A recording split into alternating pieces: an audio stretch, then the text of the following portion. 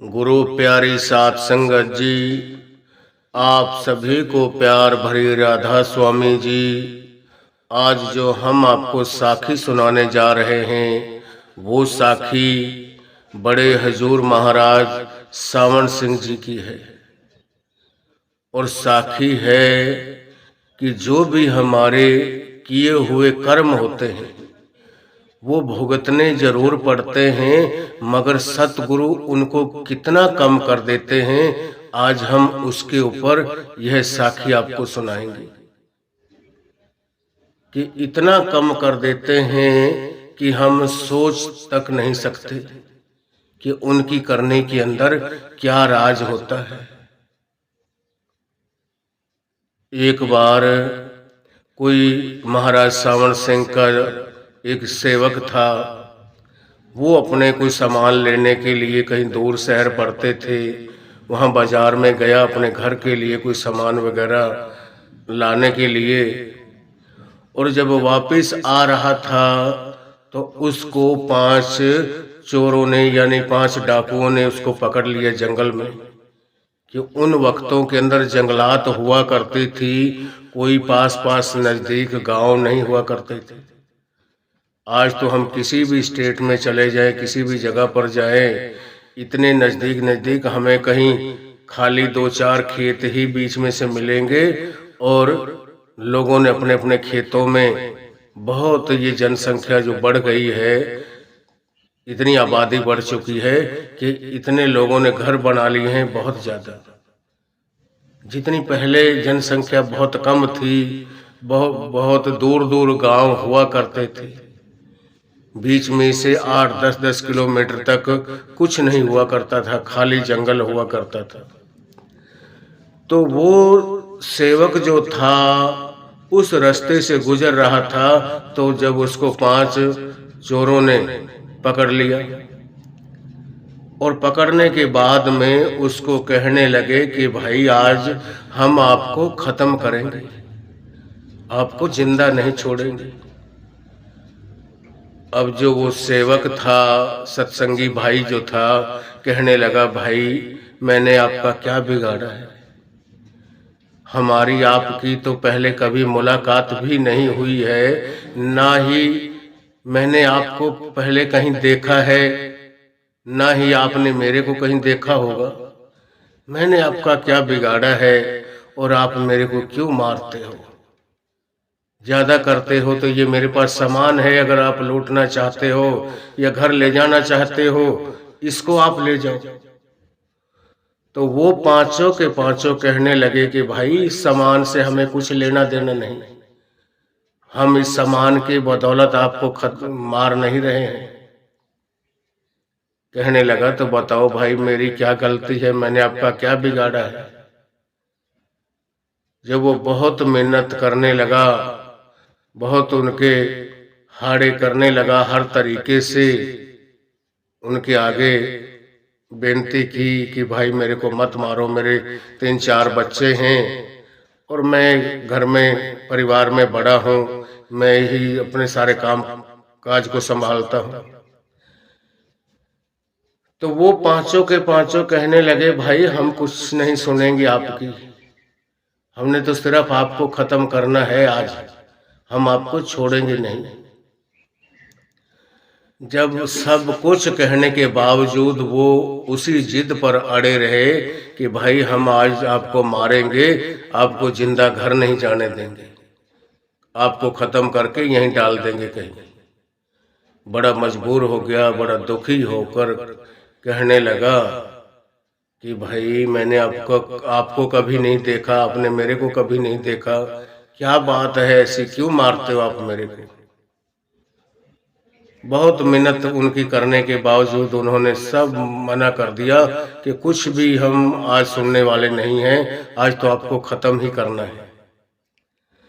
तो लास्ट में उसको अपने सतगुरु की याद आई, कहने लगा भाई ठीक है, मैं 15-20 मिनट मेरे को टाइम दे दो।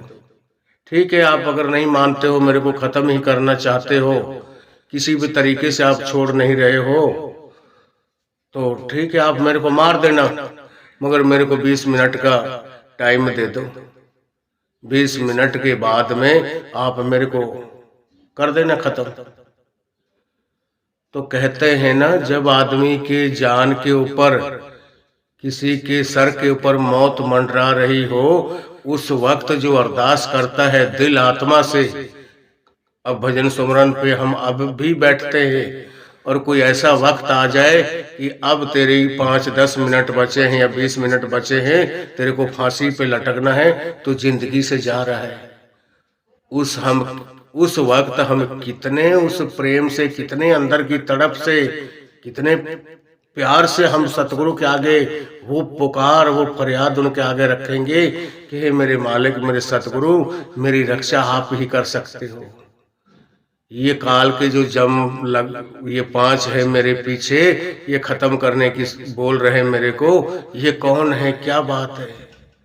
आप ही मेरे को इनसे छुटकारा दिलवा सकते हो।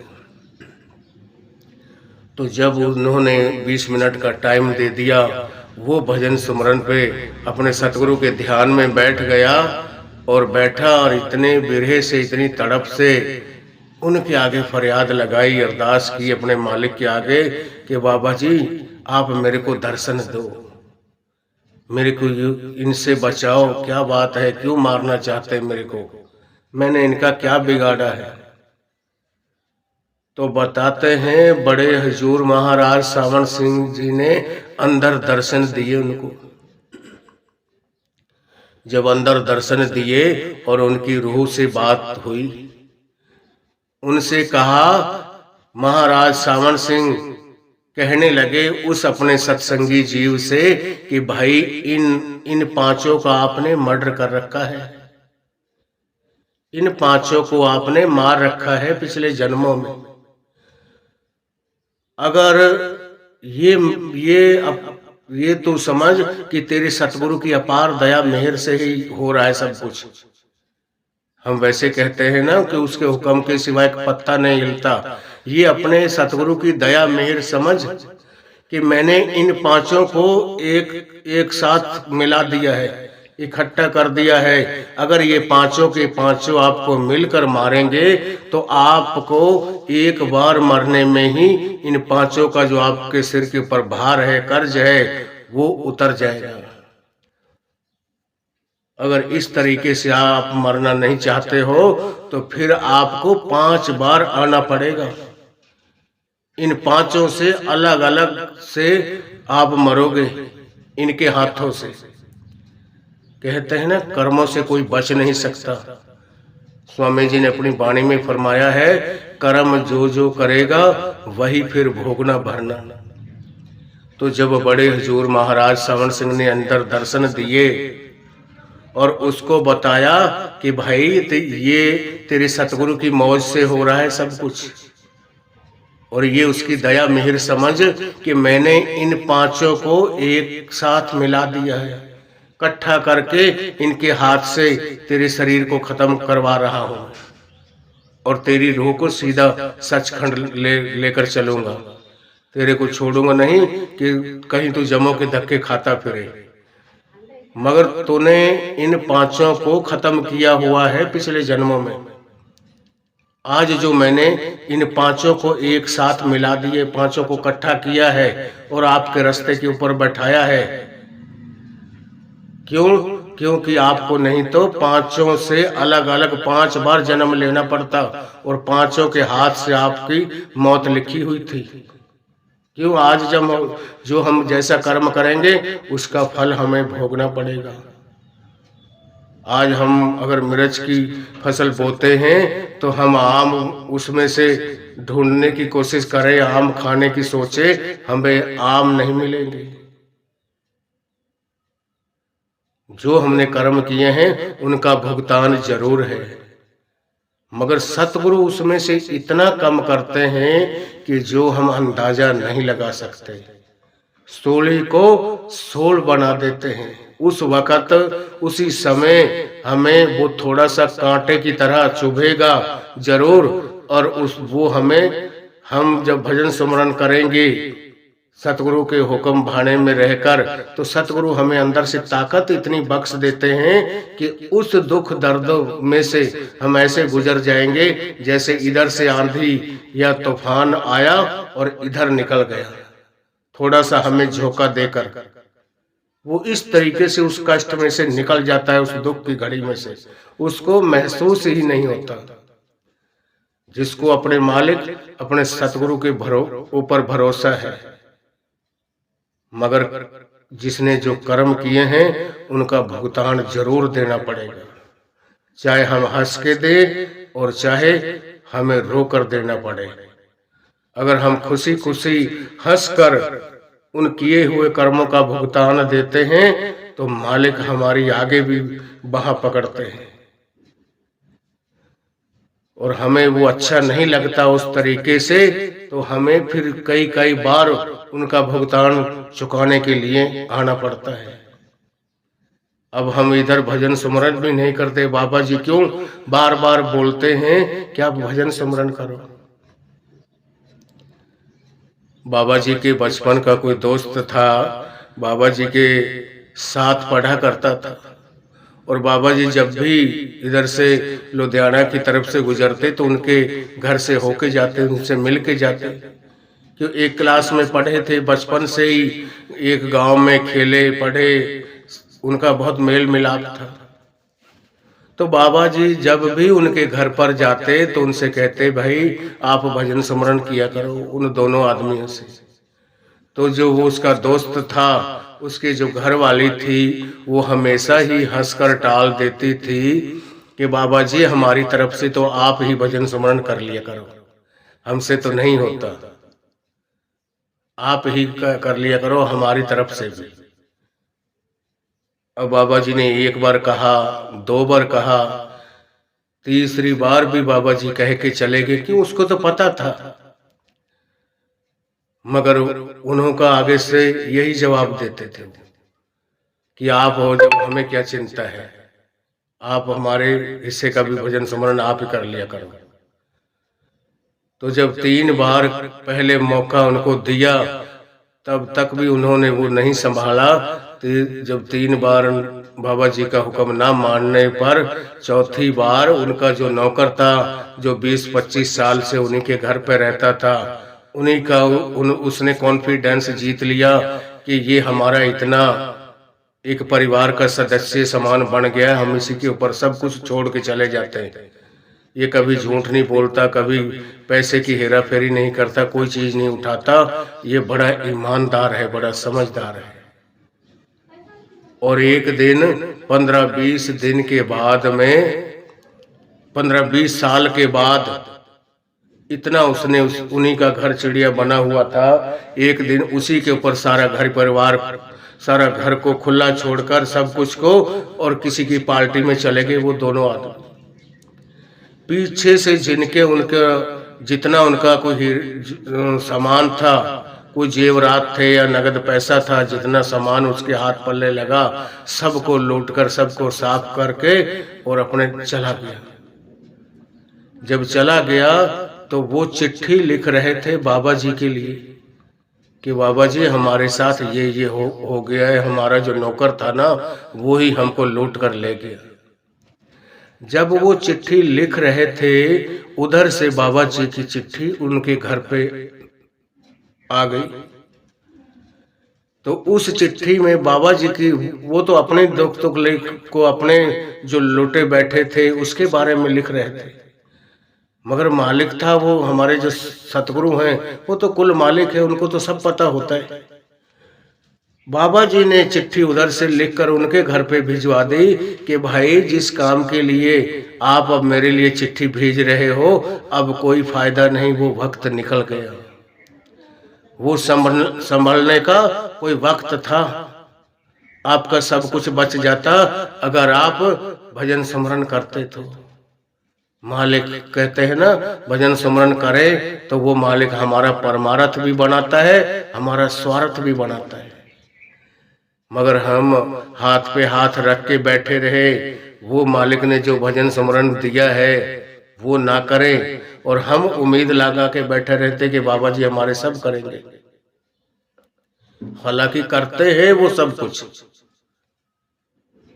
बड़े हजूर महाराज के पास कोई अगर सेवक अपनी अपनी परेशानियों की जाके उनसे पूछता था, बोलता था उनको कि बाबा जी मैं इस परेशानी से जूझ रहा हूँ, ये दिक्कत है मेरे को, तो बाबा जी उनको सबसे पहले बड़े प्यार से पूछते थे कि बेटा मैंने भी कोई आप काम दिया है आपको, उसको आप पूरा करके आए या नहीं आए। तो हजूर बड़े हजूर महाराज सावन सिंह जी कहते थे उनसे कि बेटा आप मेरा सिर्फ एक ही काम कर लो, मैं तो तुम्हारे सारे काम करूंगा, हर पल हर जगह आपको खड़ा दिखाई दूंगा, जहां भी आप सोच नहीं सकते मैं वहां भी आपको बचाने के लिए तैयार मिलूंगा। मगर एक मेरा भी छोटा सा काम है, मैंने भी आपको सौंपा हुआ है, उस काम का क्या हुआ। जब वो अपने काम की पूछते थे तो इंसान वहां अपना सर नीचे की तरफ झुकाकर खड़ा हो जाता था शर्मिंदगी से।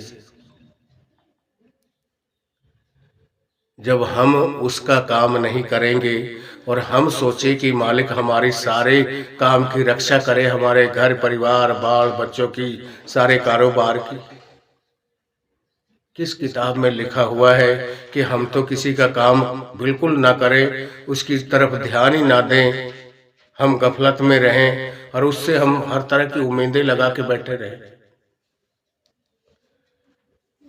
कर कृपा का मतलब है कर और पा। यही हमारे मौजूदा बाबा जी फरमाते हैं, भाई ये करनी दा मजबून है, ये करनी दा मार्ग है, गल्लां दा मजबून नहीं है। करोगे तब पाओगे, नहीं कुछ नहीं मिलना तुहानू। सब कुछ करनी दे उत्ते डिपेंड है।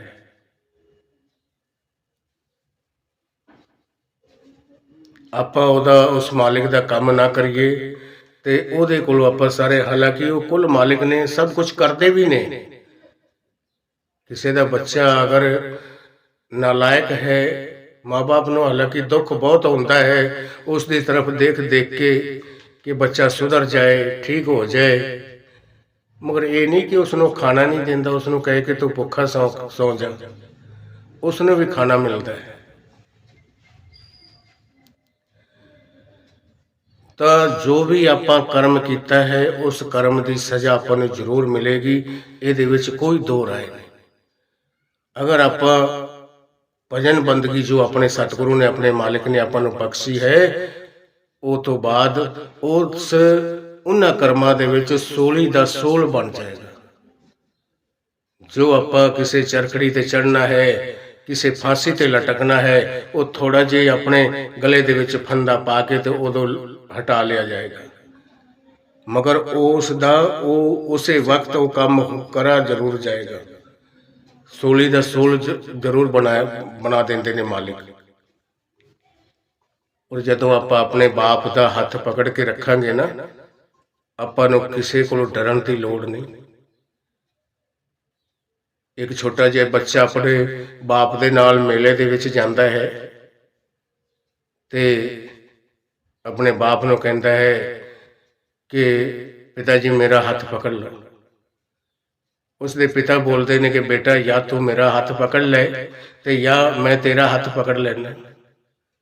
ਹੁਣ ਜਿਹੜਾ ਛੋਟਾ ਬੱਚਾ ਹੈ, ਛੋਟਾ ਬੱਚਾ ਸੋਚਦਾ ਹੈ ਕਿ ਅਗਰ ਇੰਨੀ ਭੀੜ ਹੈ ਮੇਲੇ ਦੇ ਅੰਦਰ, ਮੇਰੇ ਕੋਲੋਂ ਤਾਂ ਪਿਤਾ ਦਾ ਹੱਥ ਛੁੱਟ ਵੀ ਸਕਦਾ ਹੈ, ਮਗਰ ਮੈਨੂੰ ਭਰੋਸਾ ਹੈ ਕਿ ਅਗਰ ਮੇਰਾ ਪਿਤਾ ਮੇਰਾ ਹੱਥ ਪਕੜ ਲਏਗਾ, ਉਹ ਪਿਤਾ जो भी हालत हो जाए, कोई लड़ाई दंगा कुछ जी चाहे जो हो जाए भीड़ भड़के दे विच, वो मेरा हाथ नहीं छड्डेगा। इसी तरीके अगर आपां भी अपने मालिक दी, अपने सतगुरु दी उंगल फड़ी है ना, उहदे लड़ लगे है, तो इतनी दृढ़ विश्वास भरोसे नाल पकड़ीए कि कदे उहनूं अपना हाथ पकड़ाइए कि कदे वो छड्डे ना। औलाद छड्ड दिंदी है, माँ प्यो कदे नहीं औलाद नूं छड्डदा।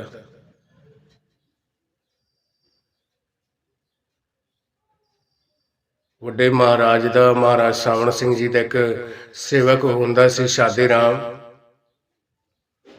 ਸ਼ਾਦੀ ਰਾਮ ਨੇ ਆਪਣੀ ਸ਼ਾਦੀ ਹੀ ਨਹੀਂ ਕਰਵਾਈ ਸੀ। ਇੱਕ ਉਹਦੀ ਮਾਂ ਤੇ ਇੱਕੋ ਹੁੰਦਾ ਸੀ, ਉਹਦਾ ਕੋਈ ਹੋਰ ਭੈਣ ਭਰਾ ਨਹੀਂ ਸੀ। ਔਰ ਜਦੋਂ ਉਸ ਨੂੰ ਨਾਮਦਾਨ ਦੀ ਬਖਸ਼ਿਸ਼ ਹੋਈ ਨਾ, ਸਤਿਗੁਰੂ ਦੀ ਇੰਨੀ ਦਇਆ ਮਿਹਰ ਉਹਦੇ ਤੇ ਹੋਈ, ਉਸੇ ਦੇ ਸਤਿਗੁਰੂ ਨੇ ਵਚਨ ਦੇ ਦਿੱਤਾ ਕਿ ਗੁਰੂ ਜੀ ਮੈਂ ਤੁਹਾਨੂੰ ਕਦੇ ਪੀਠ ਦਿਖਾ ਕੇ ਨਹੀਂ ਜਾਵਾਂਗਾ, ਕਦੇ ਨਹੀਂ ਜਾਵਾਂ। ਜਦੋਂ ਤੀ ਮੇਰੇ ਇਸ ਸਰੀਰ ਦੇ ਵਿੱਚ ਸਵਾਸ ਨੇ, ਜਦੋਂ ਤੀ ਸਵਾਸਾਂ ਰੂਪੀ ਪੂੰਜੀ ਮੇਰੇ ਕੋਲ ਹੈ, ਮੈਂ ਆਪਣੇ ਸਤਿਗੁਰੂ ਨੂੰ ਕਦੇ ਵੀ ਪੀਠ ਦਿਖਾ ਕੇ ਨਹੀਂ ਜਾਵਾਂਗਾ। ਇੰਨਾ ਪ੍ਰੇਮ ਪਿਆਰ ਸੀ ਆਪਣੇ ਮਾਲਕ ਦੇ ਨਾਲ, ਆਪਣੇ ਸਤਿਗੁਰੂ ਦੇ ਨਾਲ। ਔਰ ਉਹਦੀ ਮਾਂ ਬਜ਼ੁਰਗ ਕਰ ਰਿਹਾ ਕਰਦੀ ਸੀ, ਉਹਦੀ ਮਾਂ ਬਿਮਾਰ ਹੋ ਗਈ ਤੇ ਮਾਂ ਨੇ ਸੰਦੇਸ਼ਾ ਭੇਜਾ ਕਿਸੇ ਦੇ ਹੱਥ ਕਿ ਮੇਰਾ ਹੁਣ ਅੰਤਿਮ ਸਮੇਂ ਨਜ਼ਦੀਕ ਹੈ ਤੇ ਮੈਂ ਜਾਣ ਵਾਲੀ ਹਾਂ ਤੇ ਮੈਂ ਆਪਣੇ ਬੇਟੇ ਨੂੰ ਮਿਲਣਾ ਚਾਹੁੰਦਾ। ਜਦੋਂ ਉਸ ਬੰਦੇ ਨੇ ਉਸਨੂੰ ਉਹ ਸੁਨੇਹਾ ਦਿੱਤਾ ਨਾ ਆਪਣੀ ਉਹਦੀ ਮਾਂ ਦਾ, ਤਾਂ ਜੋ ਸ਼ਾਦੀ ਰਾਮ ਸੀ, ਇਹ ਜਿਹੜੀ ਮਮਤਾ ਹੈ ਇਹ ਵੀ ਬਹੁਤ ਬਹੁਤ ਆਪਾਂ ਨੂੰ ਖਿੱਚਦੀ ਆਪਣੀ ਤਰਫ। ਸ਼ਾਦੀ ਰਾਮ ਦੇ ਕੰਨ ਵਿੱਚ ਜਿਵੇਂ ਉਹ ਗੱਲ ਉਹਨੇ ਪਾਈ, ਉਹਦੇ ਘਰ ਦਾ ਸੰਦੇਸ਼ਾ ਮਿਲਿਆ ਉਸਨੂੰ ਕਿ ਸ਼ਾਦੀ ਰਾਮ ਤੇਰੀ ਮਾਤਾ ਦਾ ਹਾਲਾਤ ਬਹੁਤ ਖਰਾਬ ਹੈ, ਬਹੁਤ ਦਿਨਾਂ ਤੋਂ ਬਿਮਾਰ ਚੱਲ ਰਹੀ ਹੈ ਤੇ ਉਹ ਅੰਤਿਮ ਸਮੇਂ ਕਹਿੰਦੀ ਹੈ ਮੇਰੇ ਸ਼ਾਦੀ ਰਾਮ ਨੂੰ ਮੈਨੂੰ ਮਿਲਾ ਦਿਓ, ਉਹ ਤੁਹਾਨੂੰ ਮਿਲਣਾ ਚਾਹੁੰਦੀ ਹੈ। ਜਿਵੇਂ ਹੀ ਸ਼ਾਦੀ ਰਾਮ ਨੇ ਆਪਣੀ ਮਾਂ ਦੀ ਗੱਲ ਸੁਣੀ, ਉਸੇ ਵਕਤ ਦੌੜ ਲਗਾਤੀ ਉਹਨੂੰ ਮਿਲਣ ਵਾਸਤੇ, ਔਰ ਕਮ ਸੇ ਕਮ 1 ਕਿਲੋਮੀਟਰ ਦੂਰ ਚਲਾ ਗਿਆ ਕਿ ਆਪਣੀ ਮਾਂ ਦੇ ਉੱਪਰ ਚਲਾ ਜਾ, ਜਦੋਂ ਤੀ ਉਹਦੇ ਸਵਾਸ ਨੇ ਜਿੰਦੇ ਜੀ ਉਹ ਮੈਨੂੰ ਇੱਕ ਵਾਰੀ ਮਿਲ ਲੈ। ਮਗਰ ਜਦੋਂ 1 ਕਿਲੋਮੀਟਰ ਦੂਰ ਚਲਾ ਗਿਆ, ਇੱਕਦਮ ਯਾਦ ਆਈ ਕਿ ਤੂੰ ਤਾਂ ਆਪਣੇ ਸਤਿਗੁਰੂ ਨੂੰ ਵਚਨ ਦਿੱਤੇ ਸੀ ਕਿ ਮੈਂ ਕਦੇ ਤੁਹਾਨੂੰ ਪੀਠ ਦਿਖਾ ਕੇ ਨਹੀਂ ਜਾਵਾਂਗਾ। ਅੱਜ ਤੂੰ ਪੀਠ ਦਿਖਾ ਕੇ ਜਾ ਰਿਹਾ ਹੈ, ਜਾਂ ਮਾਂ ਦੀ ਤੂੰ ਸੁਣੀ ਹੈ ਤੇ ਤੂੰ ਇੰਨਾ ਤੇਜ ਗੁਰੂ ਤੋਂ ਹੁਕਮ ਵੀ ਨਹੀਂ ਲਿਆ, ਉਹਨਾਂ ਤੋਂ ਪੁੱਛਿਆ ਹੀ ਨਹੀਂ, ਔਰ ਤੂੰ ਸਿੱਧਾ ਦੌੜ ਗਿਆ ਆਪਣੀ ਮਾਂ ਨੂੰ ਮਿਲਣ ਵਾਸਤੇ। ਇਹ ਤਾਂ ਤੂੰ ਕੀ ਆਪਣੇ ਗੁਰੂ ਨੂੰ ਤੂੰ ਵਚਨ ਦਿੱਤੇ ਹਨ, ਉਹ ਵਚਨ ਦੇ ਉਲੰਘਣਾ ਕਰਨ ਜਾ ਰਿਹਾ ਹੈ। ਉਸੇ ਵਕਤ ਸ਼ਾਦੀ ਰਾਮ ਉੱਥੋਂ ਵਾਪਿਸ ਤੁਰ ਪਏ। ਜਦੋਂ ਵਾਪਿਸ ਡੇਰੇ ਵਿੱਚ ਆਏ, ਡੇਰੇ ਵਿੱਚ ਆ ਕੇ ਬੈਠ ਗਏ, ਬੜੇ ਉਦਾਸ ਮਨ ਬੈਠੇ ਹੋਏ ਸੀ ਤੇ ਉਹਨਾਂ ਕੋਲ ਬਾਬਾ ਜੀ ਆਏ। ਬਾਬਾ ਜੀ ਕਹਿੰਦੇ ਸ਼ਾਦੀ ਸਿੰਘ ਕਿਵੇਂ ਉਦਾਸ ਬੈਠਾ ਹੈ, ਕੀ ਗੱਲ ਹੋ ਗਈ? ਉਹਨੂੰ ਤਾਂ ਸਭ ਪਤਾ ਸੀ। ਉਸ ਵਕਤ ਹਜ਼ੂਰ ਮਹਾਰਾਜ ਸਾਵਣ ਸਿੰਘ ਜੀ ਨੇ ਸ਼ਾਦੀ ਸਿੰਘ ਨੂੰ ਕਿਹਾ ਕਿ ਬੇਟਾ ਜੋ ਉਦਾਸੀ ਤੇਰੇ ਅੰਦਰ ਹੈ ਨਾ, ਜਿਸ ਦੇ ਵਾਸਤੇ ਤੂੰ ਦੌੜ ਲਗਾ ਕੇ ਜਾ ਰਿਹਾ ਸੀ, ਉਹਦੀ ਸੰਭਾਲ ਮੈਂ ਕਰ ਲਈ ਹੈ, ਉਹ ਹੁਣ ਸਰੀਰ ਛੱਡ ਚੁੱਕੀ ਹੈ ਔਰ ਉਹਦਾ ਧਿਆਨ ਹਟਾ ਦੇ, ਉਹ ਸੱਚਖੰਡ ਪਹੁੰਚ ਚੁੱਕੀ ਹੈ। ਜਿਹੜਾ ਉਹਦਾ ਬਣ ਜਾਂਦਾ ਹੈ ਨਾ ਇੱਕ ਵਾਰੀ, ਉਹਦੇ ਫਿਰ ਘਰ ਪਰਿਵਾਰ ਸਭ ਚੀਜ਼ ਦੀ ਸੰਭਾਲ ਕਰਦਾ ਹੈ ਮਾਲਿਕ, ਕਦੇ ਕਿਸੇ ਚੀਜ਼ ਤੋਂ ਪਿੱਛੇ ਨਹੀਂ ਰਹਿਣ ਦਿੰਦਾ। ਇਸ ਲੋਕ ਦੇ ਵਿੱਚ ਵੀ ਉਹਨੂੰ ਸੁੱਖ ਹੈ ਤੇ ਪਰਲੋਕ ਦੇ ਵਿੱਚ ਵੀ ਸੁੱਖ ਹੈ। ਆਪਾਂ ਨੂੰ ਚਾਹੀਦਾ ਹੈ ਆਪਣੇ ਸਤਿਗੁਰੂ ਦੇ ਉੱਪਰ ਸੱਚਾ ਭਰੋਸਾ ਹੋਵੇ, ਸੱਚਾ ਵਿਸ਼ਵਾਸ ਹੋਵੇ, ਤਾਂ ਕਿ ਮਾਲਕ ਆਪਣੇ ਵੀ ਭਜਨ ਬੰਦਗੀ ਦੀ ਲਾਜ ਰੱਖੇ। ਆਪਾਂ ਨੂੰ ਵੀ ਹਰ ਪਲ ਉਹਦੀ ਯਾਦ ਬਣੀ ਰਹਿਣੀ ਚਾਹੀਦੀ ਹੈ, ਤਾਂ ਹੀ ਸਤਿਗੁਰੂ ਆਪਣੇ ਵੱਲ ਉਹਦਾ ਧਿਆਨ ਰਹੇਗਾ। ਜੋ ਬੱਚਾ ਆਪਣੇ ਮਾਂ-ਬਾਪ ਨੂੰ ਭੁੱਲ ਜਾਂਦਾ ਹੈ, ਉਹਨਾਂ ਦੇ ਵੱਲ ਉਹਨਾਂ ਦਾ ਖਿਆਲ ਨਹੀਂ ਰਹਿੰਦਾ, ਉਹ ਮਾਂ-ਬਾਪ ਦਾ ਵੀ ਫਿਰ ਧੀਰੇ ਧੀਰੇ ਪਿਆਰ ਘੱਟ ਹੋਣਾ ਸ਼ੁਰੂ ਹੋ ਜਾਂਦਾ ਹੈ। ਅੱਜ ਆਪਾਂ ਕਿਸੇ ਨੂੰ ਪਿਆਰ ਕਰਦੇ ਆ ਨਾ, ਤਾਂ ਕਹਿੰਦੇ ਨੇ ਪਿਆਰ ਨੂੰ ਪਿਆਰ ਮਿਲਦਾ ਹੈ, ਉਹ ਵੀ ਆਪਣੇ ਨਾਲ ਪਿਆਰ ਕਰੂਗਾ। ਆਪਾਂ ਆਪਣੇ ਆਪ ਨੂੰ ਉਹਦੇ ਤੋਂ ਕਿਸੇ ਤੋਂ ਆਪਣੇ ਮੁਖ ਨੂੰ ਮੋੜਾਂਗੇ, ਪਿੱਛੇ ਹਟਾਂਗੇ, ਉਹਦੇ ਨਾਲ ਵਾਸਤਾ ਨਾ ਰੱਖਾਂਗੇ, ਧੀਰੇ ਧੀਰੇ ਉਹਦੇ ਤੋਂ ਦੂਰੀ ਬਣਾ ਲਾਂਗੇ, ਉਹ ਵੀ ਆਪਣੇ ਤੋਂ ਦੂਰੀ ਬਣਾ ਲਏਗਾ। ਜਿਤਨਾ ਆਪਾਂ ਉਹਦੇ ਨੇੜੇ ਜਾਵਾਂਗੇ, ਆਪਾਂ ਇੱਕ ਕਦਮ ਉਹਦੀ ਤਰਫ ਚੱਲ ਕੇ ਜਾਵਾਂਗੇ ਨਾ, ਉਹ ਹਜ਼ਾਰੋਂ ਕਦਮ ਆਪਣੀ ਤਰਫ ਤੁਰ ਕੇ ਲੈਣ ਆਉਂਦਾ ਹੈ ਆਪਾਂ ਨੂੰ। ਮਗਰ ਆਪਾਂ ਨੂੰ ਚਾਹੀਦਾ ਹੈ ਆਪਣੇ ਸਤਿਗੁਰੂ ਦੇ ਉੱਤੇ ਸੱਚਾ ਭਰੋਸਾ ਹੋਵੇ, ਸੱਚਾ ਵਿਸ਼ਵਾਸ ਹੋਵੇ। ਮਾਲਿਕ ਆਪਣੀ ਭਗਤੀ ਦੀ ਲਾਜ ਜ਼ਰੂਰ ਰੱਖਦਾ ਹੈ, ਆਪਣਾ ਪਰਮਾਰਥ ਵੀ ਬਣਾਉਂਦਾ ਹੈ, ਆਪਣਾ ਸਵਾਰਥ ਵੀ ਬਣਾਉਂਦਾ ਹੈ। ਅਗਰ ਤੁਸੀਂ ਰੂਹਾਨੀ ਸਾਖੀਆਂ ਚੈਨਲ ਤੇ ਨਵੇਂ ਹੋ ਤਾਂ ਇਸ ਚੈਨਲ ਨੂੰ ਲਾਈਕ व ਸਬਸਕ੍ਰਾਈਬ ਜ਼ਰੂਰ ਕਰਨਾ ਤੇ ਕਮੈਂਟ ਦੇ ਵਿੱਚ ਰਾਧਾ ਸਵਾਮੀ ਜ਼ਰੂਰ ਲਿਖਣਾ ਔਰ ਇਹ ਵੀ ਲਿਖਣਾ ਕਿ ਅਸੀਂ ਕਿੱਥੋਂ ਸੁਣ ਰਹੇ ਹਾਂ। ਰਾਧਾ ਸਵਾਮੀ।